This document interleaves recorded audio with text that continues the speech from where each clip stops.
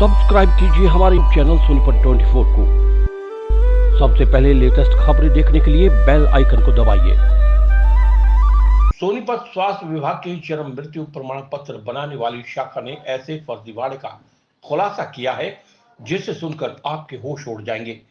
मिली जानकारी के अनुसार सेक्टर 14 में रहने वाले हरिओम शर्मा ने अपनी बेटी आकांक्षा शर्मा का जन्म प्रमाण पत्र बनवाने को नवंबर 2022 में आवेदन किया था। उन्होंने डिलीवरी करवाने वाली दाई राजबाला के हस्ताक्षर युक्त कागजात फाइल में लगाए, जिसमें उन्होंने डिलीवरी कराना बताया। वहीं डिलीवरी के समय के दो गवाह रामधन शर्मा और सरोज रानी के शपथ पत्र भी लगाए। निगम पार्षद नीतू दहिया के संस्तुति प्रमाण पत्र के साथ ही जरूरी कागजात उपलब्ध करवाए।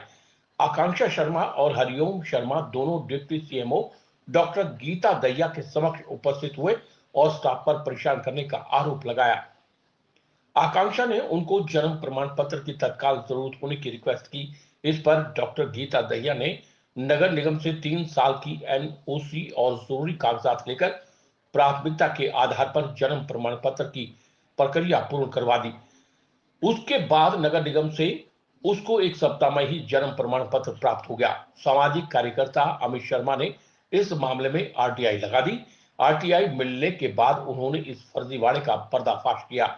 उन्होंने आकांक्षा शर्मा का झज्जर जिले से जारी 26 अक्टूबर 1993 का आकांक्षा शर्मा का बर्थ सर्टिफिकेट अफसरों को सौंपा, जबकि सोनीपत में आकांक्षा शर्मा का जन्म 6 अक्टूबर 1994 को होना दिखाकर प्रमाण पत्र बनवाया गया था। इसके चलते स्वास्थ्य विभाग ने इस मामले की जांच करवाई, जिसमें पाया गया कि पार्षद ने शपथ पत्र देखने के बाद मानवता के नाते संस्तुति कर दी थी। जांच हुई थी इस मामले की और हमारे पास क्या कि आकांक्षा नाम की एक लड़की आई थी और उसने 94 में अपनी बर्थ रजिस्ट्रेशन की लेट रजिस्ट्रेशन की फाइल दी थी और उसमें क्या था कि सारे दस्तावेज उसने लगाए थे।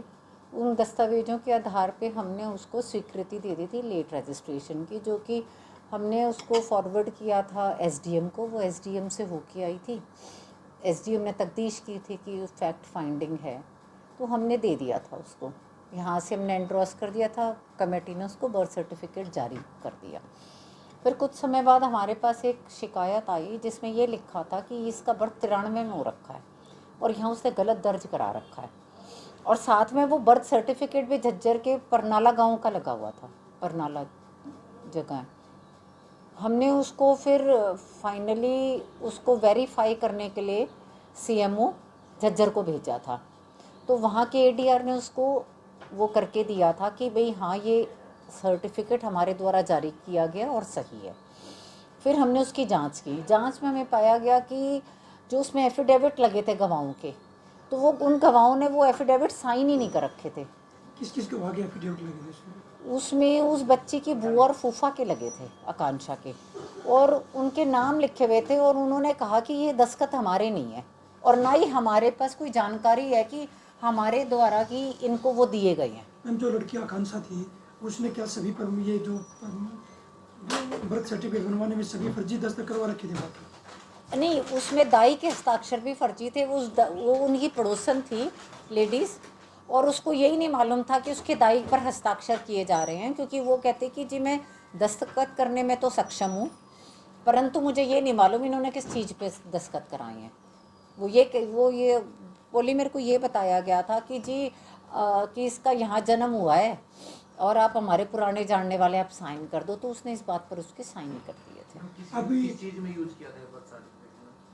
ये इसका मेरे को कोई अंदाज़ा नहीं है। इसकी कंप्लेंट पुलिस को दी है मैम, जिस तरह से इसने? हाँ जी, हमने इसमें एक तो इसका सर्टिफिकेट है उसको रद्द किया गया है और हमने पुलिस को इसकी मतलब एफआईआर करने के लिए, क्योंकि फर्जी दस्तावेज दिए गए हैं, झूठे दस्तावेज लगाए गए हैं, उसकी मैम हमने जो फर्जी दस्तावेज बनवा के कोई सरकारी फ़ायदा उठाना चाहती थी? मे भी कोई, क्योंकि बर्थ सर्टिफिकेट कहीं ना कहीं तो उसने इस्तेमाल किया होगा, क्योंकि उसके पास ऑलरेडी था और उसको कहीं ना कहीं 94 का चाहिए होगा, तभी तो उसने बनवाया। वो ऑलरेडी रजिस्टर्ड थी।